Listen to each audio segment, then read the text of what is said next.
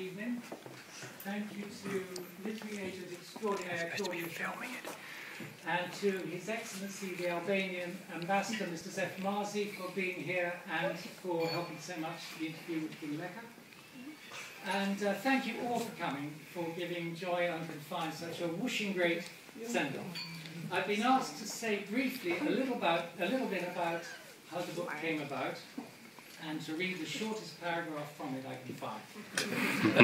It came about because I was reading Fiona McCarthy's excellent biography of Byron, and by necessity she had to squeeze 36 years into 500 pages, and each Byron year is a kind of lifetime on its own. But the grand tour, his grand tour of the Mediterranean between ages of 21 and 23, could pro rata only have about 25 pages, and I think the whole Albanian adventure only had 2 pages. But I remember reading it and thinking, what a fabulous adventure this is, and did some more research and found out that indeed it was, that no one had written about it before, that it was coming up for its 200th anniversary, it was 1809 to 1811, and that above all I thought it would be lots of fun retracing his footsteps and writing the book.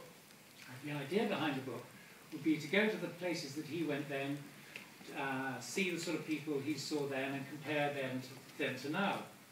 I soon discovered though that it wasn't really going to be in his footsteps that we were going to be travelling, but in his wake. His original destination was Persia and India, and he had to go there by the shortest route possible. It was 200 years ago at the height of the Napoleonic Wars, and France and her allies controlled the continent. Britain controlled the sea, including pretty much all of the Mediterranean. So it would be by a seaborne grand tour that Byron did, and a seaborne grand retour that the Strathcarron did. This suited us fine because I was living on board a boat at the time, and was married to a crew that was only semi-mutinous. And so on I might say I'm still living on board a boat and still married to the crew, but the crew is now almost wholly. The inciting incident in Byron's grand tour happened in Malta, when he stumbled across some really top secret Royal Navy plans to invade the French-held Ionian Islands, and Corfu in particular. And so he was rather promptly recruited by British intelligence, told to forget about Persia and India and go instead to the Balkans, where he had to pacify a particularly unpleasant dictator called Ali Pasha. And Ali Pasha is very much the villain of this book. In fact, Ali Pasha would be the villain of any book. I think I described him in the book as a cross between Robert Mugabe without the agrarian acumen, and Saddam Hussein without the love of humanity. The sort of despot that gives tyranny a bad name. True to the spirit of the book, I then went to see a current chieftain in the Balkans, King Lecker I of the Albanians, and on another mission, but more of a sort of cultural than a diplomatic mission. Byron then went on to what is now Greece, where he had his fantastical adventures, as did we, then on to what is now Turkey, where he reached a climax of the grand tour in terms of occasion, an audience with Sultan Mehmet II, including a 22-course lunch, and having to wear a fur hat and coat in the midday sun, and having his own personal white eunuch to attend to him, which appealed to him no end, and it all ended up in these and other adventures in his epics. Talking of which, that's the last thing I'd like to say about the book, beyond the fact that, like a good road movie, the book follows the arc of Byron from being a rather wishy-washy 20-year-old London boy about town to being a 23-year-old man who had seen himself being feted and humiliated, and seen himself lost and found in the graces and the sins, and coping and panicking, and above all, revealing to himself how well he could write. And when he returned home, he had no less than 6 manuscripts in his various portmanteaux, including the first 2 cantos of Charles Harold's Pilgrimage. After he came back, the Charles Harold was published, and he became very famous, and his life changed completely. But I like to think I got to know Byron at his best, in the years before the ego, before the tantrums, before the emotional destruction, a kind of pre-Byron Byron, new to the world and the world new to him. Now, tonight is full moon, and the passage I've chosen to read, I remember because it was written on the full moon. We spent the last 6 months on board living by and with the full moons. And so this comes at the end of a passage which compares Ottoman mores and morals, Turkish mores and morals then and now, Byron's reaction to them, my reaction to them now, which is very much the essence of the book.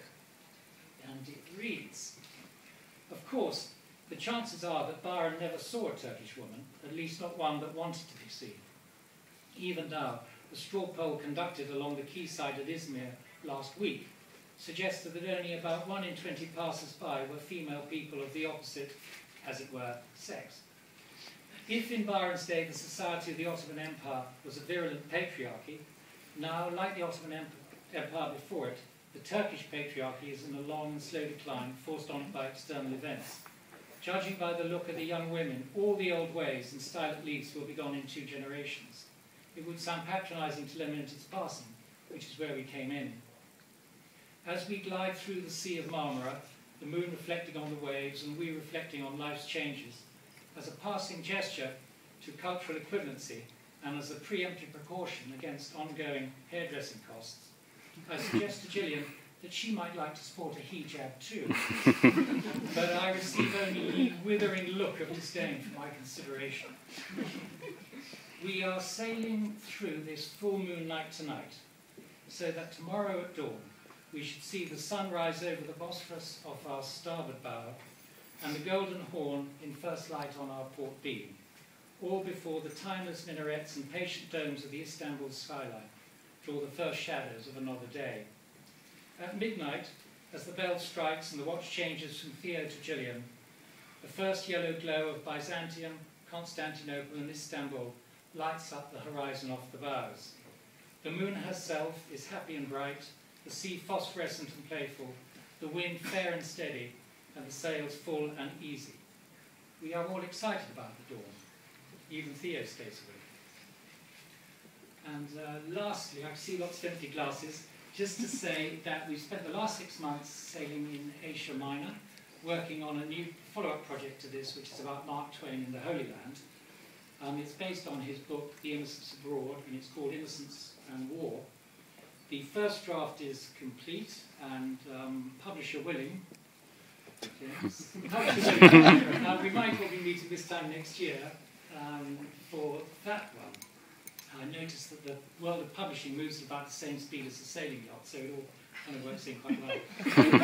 We also shot a pilot for a 4-part TV documentary in Jerusalem, and we're editing that now, so we're excited about that. The young Mark Twain makes an excellent travelling companion, and so the next project is to follow him on his grand tour of India, and we might either summon up courage and go down Pirate Alley, or we'll buy you back. Stick her on a yacht ferry to Dubai and breeze on down south the easy way on the trade winds. But that's all for next year. But in the meantime, it's been lots of fun writing Joy Unconfined. I hope you have lots of fun reading it. Thank you all very much for coming. Yeah.